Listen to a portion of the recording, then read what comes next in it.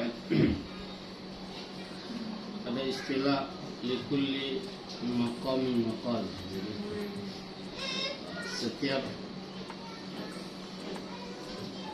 setiap situasi dan kondisi itu ada omongan yang pas. Tapi saya nggak tahu ini pas atau tidak karena kebanyakan ibu-ibu tapi ini bicaranya dengan tambahan ilmu berkaitan dengan bagaimana melaksanakan kewajiban dan hak-hak. Karena dalam akad pernikahan itu namanya akad. Akad itu terjadi antara suami dan istri, maka masing-masing itu punya hak dan kewajiban. Itu secara garis besar. Karena itulah Nabi SAW beliau katakan di dalam hadis yang sahih, khairukum li ahli wa ana khairukum li ahli. Sebaik-baik kalian wahai para laki-laki atau para suami adalah orang yang paling baik terhadap keluarga, istri dan anaknya, keluarganya. Nabi bilang, dan saya adalah orang yang terbaik terhadap keluarganya. Banyak orang-orang yang kadang-kadang dia baik, ramah sekali dengan teman bisnis, kenalannya. Begitu dapat terima telepon dari temannya, itu langsung melembut deh. Itu, oh iya pak. Begitu ditelepon sama istri, jangankan lembut, langsung di reject. Ini tentu bukan akhlak yang baik dan sebagai seorang suami. Ya, tidak boleh di reject. Biarkan saja kalau sibuk, biarkan dia berburu. Nanti selesai baru kita telepon balik, itu lebih baik daripada di reject. Kecuali mungkin sholat lalu mengganggu sekali misalnya, sehingga mungkin. Tapi pada prinsipnya adalah kita harus menjadi orang terbaik untuk keluarga. Jangan hanya baik terhadap teman atau kawan bisnis, teman kerja atau yang lain-lain, sementara terhadap keluarga kita kurang baik. Karena itu dahulu orang bilang kalau mau tanya tentang seseorang, tanyalah istri, karena akan keluar semua. Ya, akan keluar semua. Nanti suatu saat saya bahas hadis Nabi dalam hadis Bukhari, namanya hadis Ummu Zara. Itu hadisnya cukup panjang, tapi itu bagaimana kita bisa ambil kisah perjalanan 11 wanita. Ternyata apa namanya, gosip itu bukan di zaman sekarang, di zaman dulu juga. 11 wanita mereka berjanji sepakat untuk gosip. Gosipnya adalah secara spesifik membahas tentang suami-suami mereka. Nah, itu insya Allah nanti ada pembahasan secara khusus hadis-hadisnya, bagaimana yang perempuan satu cerita tentang suami, yang kedua cerita tentang suami, yang terakhir itu Ummu Zara menceritakan tentang suami, lalu terakhir Nabi SAW kemudian mengomentari dari 11 wanita yang cerita itu. Ya. Dan hadis itu ditulis oleh Imam Al-Bukhari dalam kitab atau babun nikah, ya, bab masalah pernikahan dan muasyarah zaujiyah, bagaimana seharusnya interaksi antara suami dan istri, bagaimana. Karena itu banyak pelajaran yang sangat penting sekali, dan mungkin salah satu poin yang paling bagus di situ adalah bagaimana seorang suami itu luar biasa sabar, harus sabar menghadapi seorang istri yang pengen cerita panjang lebar. Dan itu salah satu kelemahan, terus terang saja, salah satu kelemahan kaum laki-laki itu nggak tahan cerita panjang-panjang. Istrinya baru mau cerita, itu kan kemarin sudah, belum cerita dibilang kemarin sudah, atau itu cerita basiat, apalah itu. Jadi kayak kurang menghargai. Tapi nanti kita kalau membahas hadis Ummu Zara akan tampak jelas bagaimana seorang Nabi Shallallahu Alaihi Wasallam yang luar biasa, adalah manusia paling mulia, pemimpin, segalanya. Tapi begitu beliau ketemu istrinya, beliau adalah seorang suami yang panjang lebar. Ibunda Aisyah cerita dari A sampai Z, didengarin sampai habis. Nah itu ternyata apa? Umumnya perempuan itu pengen didengar, nggak pengen terlalu diceramain atau diceritain macam-macam. Dia pengen didengar keluhannya apalah. Ini tentu nanti masuk bagian dari bagaimana seorang suami muasyarah memperlakukan istri-istrinya. Karena itu kita langsung masuk saja tentang kewajiban suami terhadap istrinya. Yang pertama, kewajibannya adalah muasyaratuha bil ma'ruf, bergaul dengannya dengan cara yang baik dan patut. Cara yang baik dan patut itu ada yang sudah secara umum lumrah yang diketahui oleh setiap orang, ada yang dari budaya satu ke budaya yang lain berbeda-beda. Misalkan ada sebagian budaya suami istri itu kalau manggil langsung nama, atau ada yang manggil, saya pernah dengar ada kawan tuh manggil istrinya pakai ya walad di Madinah. Kaget saya. Ternyata mereka biasa, itu udah budaya, nggak apa-apa.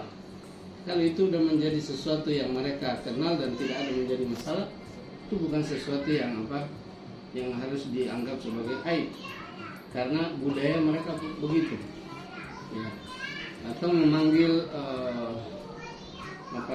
suami dengan namanya langsung misalnya, itu juga biasa di sebagian masyarakat.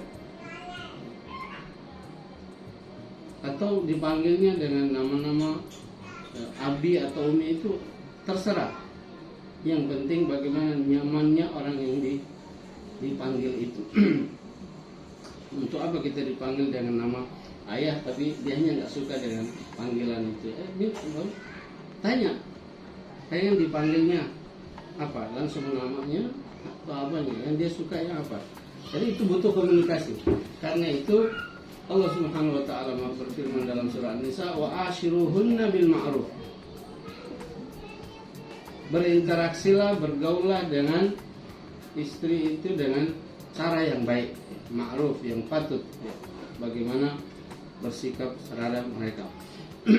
Jadi kewajiban yang pertama adalah muasyarah bil ma'ruf, bergaul dengan baik.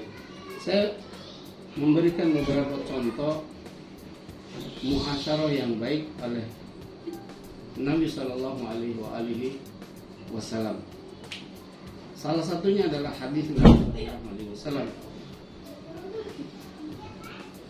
Suatu malam Nabi SAW datang ke rumah istrinya, yaitu Bunda Aisyah radhiyallahu anha. Begitu beliau datang ke rumah, agak mencurigakan, karena beliau tahu kalau istrinya udah istirahat. Maka beliau masuk, buka pintu pelan-pelan,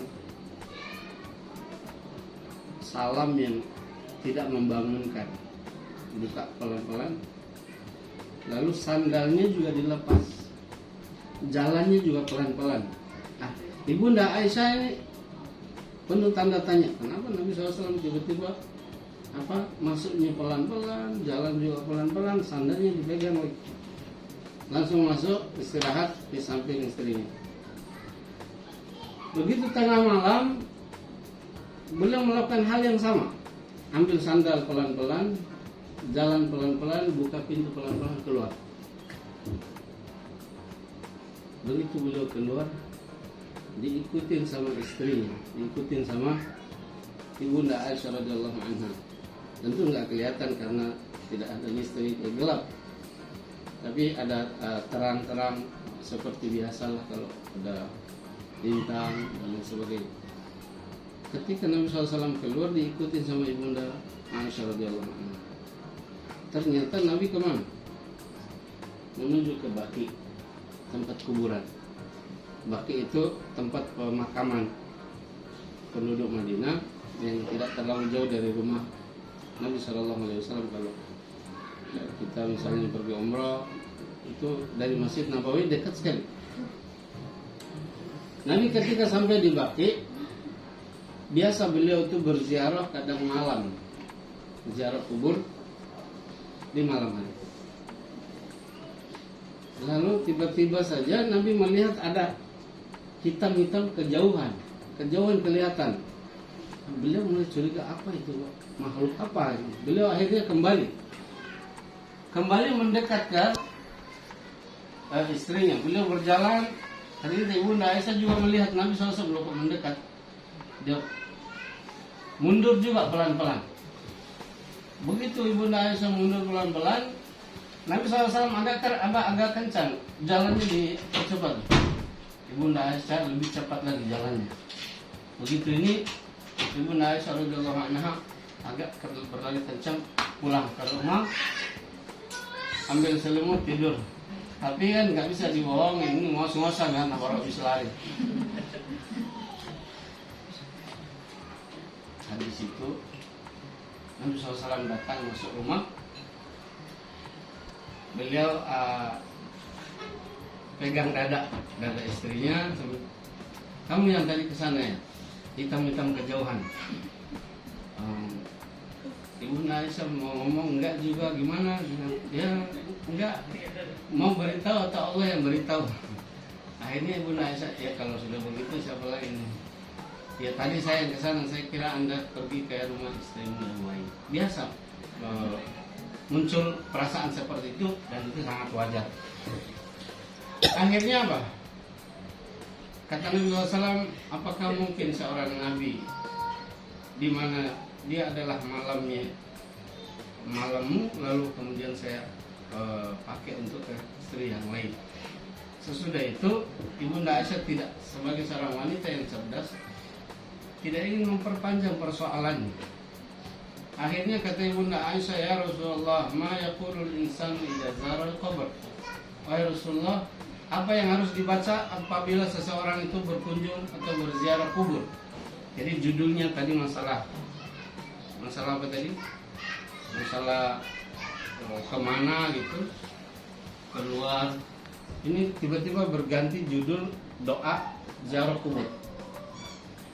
Nabi SAW juga bukan tipe laki-laki yang ini, masalah belum selesaiin dulu, enggak bersikeras ini yang tadi karena lagi emosi gitu, enggak. Tapi Nabi SAW ketika ditanya begitu ya beliau juga, ya sudah kalau gitu kita lupakan lah, kita ganti judul.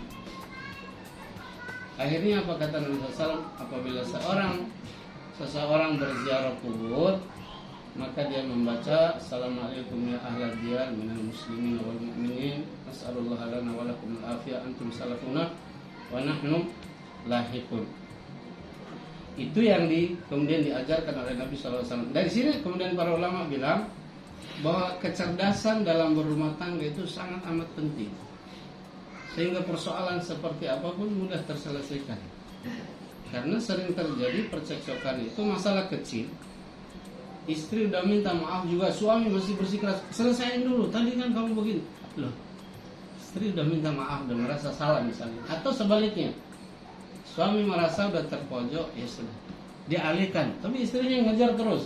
Ini bukan tidak cerdas dalam berkomunikasi. Jadi kalau misalkan itu sudah tampak, jadi jangan istilahnya orang itu udah jatuh diinjak-injak lagi, sudah merasa bersalah dan minta maaf, ini ingin menekan sampai dia kemudian nggak bisa ngomong apa-apa. Ini tidak baik.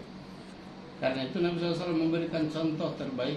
Jadi ketika beliau Sallallahu Alaihi Wasallam begitu salah paham, ya sudah diterangkan, selesai, sudah ganti judul. Itulah salah satu gambaran bagaimana Nabi SAW memperlakukan istrinya dengan baik. Contoh yang kedua, ketika Nabi SAW datang ke rumah Ummu Salamah, kan dahulu tidak ada kamar mandi atau toilet di rumah, sehingga begitu Nabi masuk beliau keluar lagi karena ada pengen buang hajat. Begitu beliau keluar, istrinya salah paham, ditutup pintu, dikunci. Begitu Nabi kembali dari luar, diketuk, nggak dibuka, pergi aja kan. Ini ternyata apa namanya, dalam rumah tangga duri-duri kecil itu biasa, pergi aja. Kata Nabi SAW, iftahi fa inni kuntu haqinan lil baul. Nabi SAW kan beliau sudah tahu ini dia pasti salah paham. Akhirnya Nabi berusaha menjelaskan apa penyebabnya. Kata Nabi SAW, tolong bukakan pintu. Tadi itu saya menahan buang air kecil. Akhirnya dibuka. Jadi sebenarnya apa? Yang penting komunikasinya baik. Jadi kalau salah paham tinggal jelasin persoalannya di mana. Ini karena ditutup pintunya, lagi malam-malam ya, ditutup. Suami merasa tersinggung apa ini bukannya jelasin sebab ini malah digedor pintu. Bukan, aku baru sebenarnya jangan. Harus bagaimana kita bisa kemudian berkomunikasi yang baik. Jadi rumah tangga itu banyak rusak karena buruknya komunikasi. Padahal persoalannya sangat kecil, sederhana. Ya, kan hanya persoalan salah paham tadi. Ya, salah paham tadi. Dia mengira Nabi SAW pergi ke tempat lain, ke istrinya yang lain.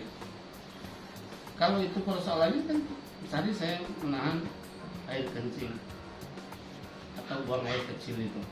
Maka kemudian ketika dijelaskan dia sudah memahami, sudah selesai masalah.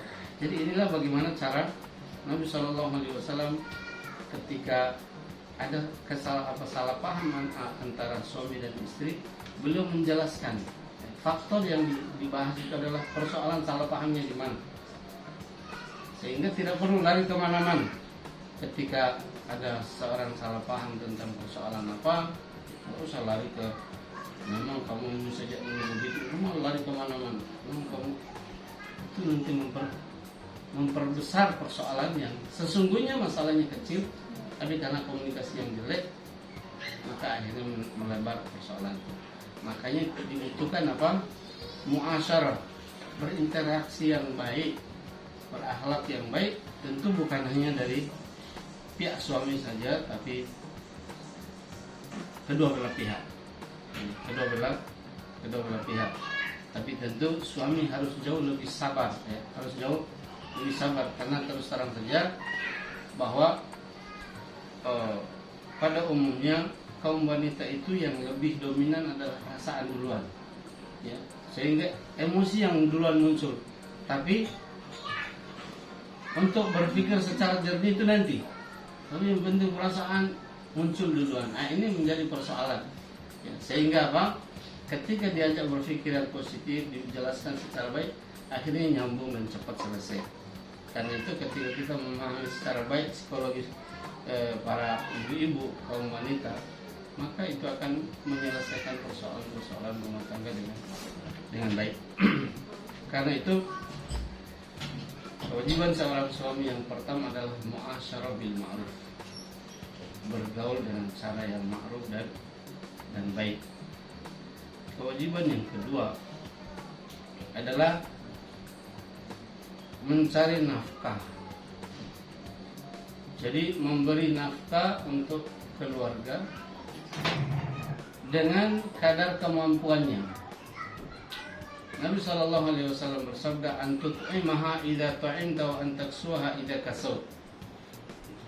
Engkau memberinya dia makan apabila engkau makan. Engkau memberinya dia pakaian apabila engkau berpakaian. Itu artinya apa? Disesuai dengan kadar kemampuan suami, ya. Tetapi yang perlu diingat, memberi nafkah itu tetap kewajiban suami, apapun kondisi istri. Sekalipun istri itu kaya raya, punya gaji besar apa, itu tidak ada urusannya. Pokoknya suami tetap berkewajiban memberikan nafkah. Jadi kalau suami nggak ada kerjaan, kalau tiba-tiba istrinya nggak, sudah terserah kita sama-sama puasa saja. Nah, itu sih laki-laki yang tanggung. Ya, laki-laki yang tanggung. Dia harus pergi lah, bekerja untuk mencari nafkah, karena itu adalah kewajiban suami terhadap istri. Karena itu sekali lagi, ketika seorang wanita datang ke Nabi Shallallahu Alaihi Wasallam, Hindun datang kepada Nabi SAW dan bertanya, ya Rasulullah, inna zawji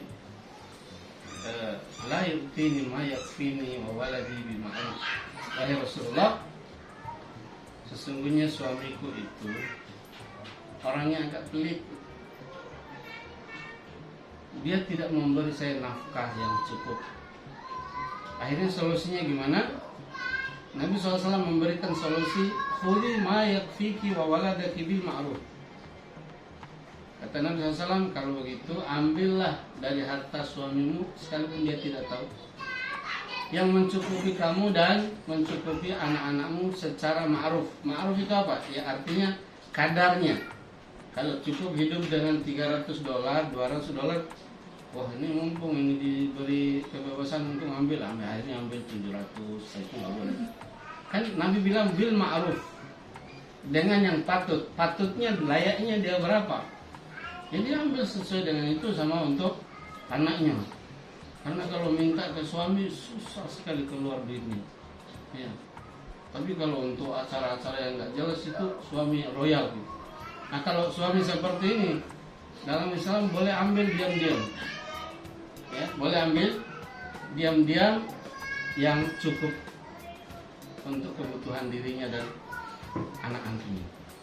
Mungkin tidak banyak suami yang tahu bahwa memberi nafkah terbaik itu adalah kepada istri. Ya, memberi nafkah kepada istri adalah sedekah yang terbaik. Kalau kita sedekah ke orang-orang yang membutuhkan di luar-luar, itu hanya pahala saja. Tapi memberikan kepada keluarga itu mendapatkan 2 kali lipatnya dari pahala kalau kita bersedekah di luar. Bahkan sampai Nabi SAW mengatakan hatta luqma allati tad'u fi imra'atik. Sampai luqma, jangankan uang yang diberi, sampai suapan nasi saja, satu suap nasi yang diletakkan di mulut istrinya, itu pun menjadi sedekah untuknya kalau dia tulus dan ikhlas kepada Allah Subhanahu wa Ta'ala. Ya, tentu hadis ini untuk menunjukkan bagaimana terjadinya kemesraan suami dan istri. Ya selalu jangan bilang, oh, saya udah 10 tahun masa masih suap-suapan, mau 20 tahun juga nggak ada masalah kan? Ya, keharmonisan itu perlu dijaga karena itu akan berefek pada anak-anak. Ya, berefek pada anak-anak dan turunnya ketenangan, sakinah, mawaddah, warahmah. Itu yang kita cari. Karena itu sebagai seorang wanita juga harus cerdas menghargai suami. Suami sudah baik, jangan ditanggapinya selalu sinis. Allah ini baru dengar ceramah ya, terus kenapa kalau baru dengar ceramah? Memang nggak baik. Jadi kalau sesuatu yang baik itu biasakan kita menghargai. Ya kita menghargai. Jadi jadilah masyarakat yang mau menerima perubahan seseorang sekalipun baru mau berubah. Ya. Ketika masyarakat itu tidak mau menerima orang itu, misalnya selama ini tidak baik, tiba-tiba dia mau berubah, nggak dihargai, repot ini. Repot kalau orang mau berubah nggak dihargai, repot. Akhirnya yang ada ya sudahlah, saya nggak usah berubah. Ini menjadi masalah. Karena itu ketika misalnya kita melihat perubahan dari istri atau perubahan dari suami, disyukuri, alhamdulillah, insyaallah, diapresiasi. Karena itu adalah salah satu cara bergaul dengan cara yang ma'ruf atau yang baik. Kembali kepada poin kedua tadi adalah memberinya makan, pakaian sesuai dengan kemampuan sang suami. Kalau dia memberinya, tatkala dia mampu makan apa yang dia bisa makan, maka itulah yang dia berikan. Kemampuannya disesuaikan tatkala dia memberikan nafkah kepada seorang istri. Karena itu seorang istri juga nggak boleh menuntut lebih dari sesuatu yang melebihi kemampuan sang suami. Misalnya bisanya makan ya tahu tempe sehat ya. Jangan menuntutnya sapi tiap hari, karena bisa stroke kalau tiap hari sapi ya. Jadi sesuaikan saja dengan kemampuan suami, karena juga banyak rumah tangga yang rusak juga karena apa, tuntutan istri terlalu besar. Beberapa hari yang lalu baru-baru ini diskusi panjang di saat saya kelos kemarin. Beberapa bapak itu punya persoalan yang hampir sama, yaitu suami itu ketika memberikan seluruh gajinya kepada istri, itu misalnya ada yang cerita dia punya 10 juta, lalu dia bilang dari 10 juta ini nanti tolong berikan ibu saya 1 juta ya. Lalu istrinya langsung marah, loh kamu malah sibuk urusin ibu, bukan ini. Saya langsung urus dada, ini 9 sama 1 ini jauh sekali besarannya. Itu dia, laki-laki itu kan tetap harus bakti sama ibunya, apalagi ibu tidak mampu, sehingga terjadi persoalan bahkan sampai tingkatan mau bercerai dan sebagainya, karena sang istri tidak pandai bersyukur dan tidak menghargai mertuanya atau ibu dari suaminya. Ini menjadi persoalan tersendiri. Karena itu yang dibutuhkan juga adalah kecerdasan para ibu atau istri-istri di dalam menyikapi bergaul dengan suami-suaminya dengan baik pula. Kemudian poin yang ketiga adalah wala tuqabbih. Dia nggak boleh melecehkannya, menjelekkan. Suami itu salah satu akhlak yang harus dia jaga adalah tidak boleh menjelekkan istrinya, apalagi sampai memukul. Nabi SAW melarang, ya, Nabi SAW melarang untuk memukul wajah, misalnya, untuk memukul wajah. Hanya saja di dalam Islam itu memukul istri itu dibolehkan dalam kondisi yang terpaksa terakhir. Tapi mukulnya pun diatur ya. Mukul pun diatur. Kata Allah Subhanahu wa taala dalam surat An-Nisa, yang pertama fa'iduhun. Kalau misalnya istri tidak mau dengar, itu pertama kali bukan dipukul, dinasihatin dulu. Ya, diingati tentang kewajibannya, diberi hadis, dinasihatin dulu. Kalau nasihatin nggak mempan, baru Allah bilang fa'iduhunna wahjuruhunna fil madaji. Pisah tempat tidur. Jadi, suami bilang ke istrinya, ibu dalam, bapak mau di teras saja. Biasanya kalau perempuan normal ya dia akan terasa. Ya ada juga perempuan yang misalnya udah sekalian aja tidur di situ selamanya. Repot. Padahal tujuan dari itu adalah untuk supaya saling pengertian, terutama mendidik. Yang ketiga, fadribuhun. Kalau pisah juga sudah enggak, ini baru kemudian diperbolehkan mukul, itu pun diatur, nggak boleh tinggi-tinggi ngangkatnya, dan kainnya pun harus kecil.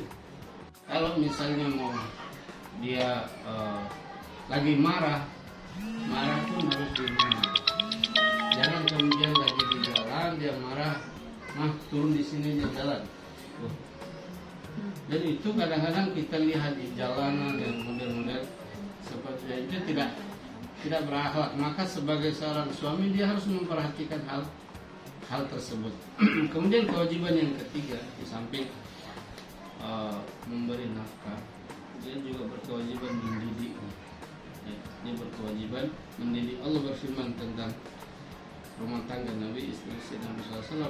Allah berfirman, "Wadhkurna ma yutla fi buyutikunna min ayatillah." Kata Allah, ingatkan mereka dan bacalah ayat-ayat Al-Quran di rumah-rumah. Ya, kadang ya kita misalnya terlalu sibuk di luar sehingga istri tidak pernah dibacakan Al-Quran, tidak pernah dibacakan hadis-hadis Nabi SAW, sehingga jarang sekali mendengarkan nasihat-nasihat.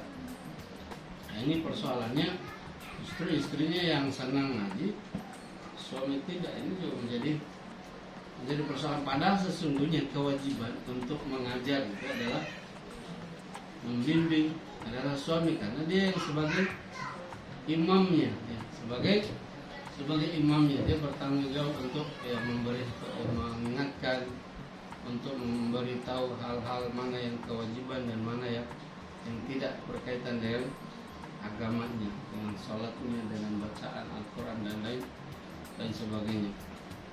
Sehingga di dalam rumah tangga itu dia bukan hanya memberikan nafkah secara fisik saja, secara materi saja, tapi dia juga memberikan bimbingan ilmu, terutama ilmu agama dan akhlak yang baik, sehingga rumah tangga itu kemudian akan dibawa menuju ridha Allah Subhanahu wa Ta'ala. Karena orang beriman itu dia berumah tangga, jadi suami istri itu hanya bukan di dunia saja.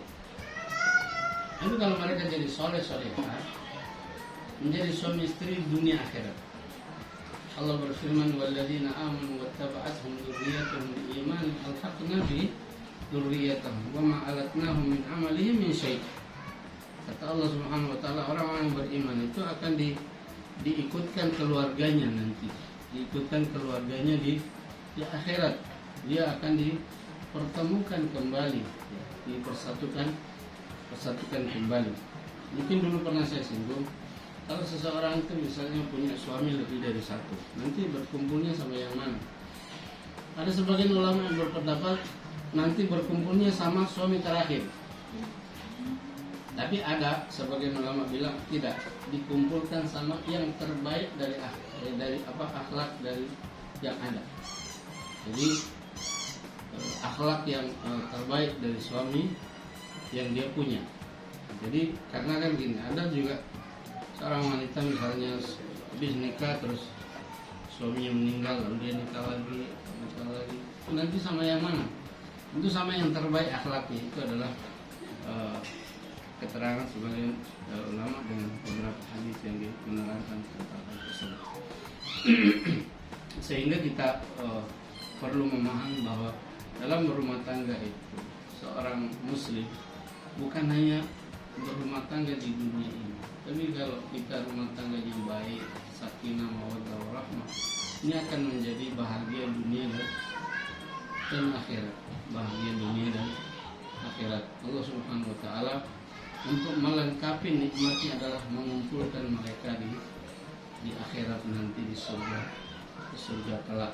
Karena itu seorang mukmin bagaimana berusaha memperbaiki hubungan dia dan Allah Subhanahu wa Ta'ala, sehingga Allah memberikan suatu nikmat yang namanya sakinah, mawaddah, warahmah. Itulah beberapa hal kewajiban seorang suami terhadap istrinya. Ada satu hadis yang saya di awal tadi membicarakan, itu insyaallah di lain waktu kita ingin bahas agak panjang lebar, karena itu sifatnya cerita dan panjang. Yaitu hadis Ummu Dzar di dalam Sahih Muslim dalam kitab Babun Nikah. Insyaallah kita bahas di pertemuan yang lain insyaallah. Demikian apa yang kita bahas. Kesempatan kali ini kita buka sesi tanya jawab.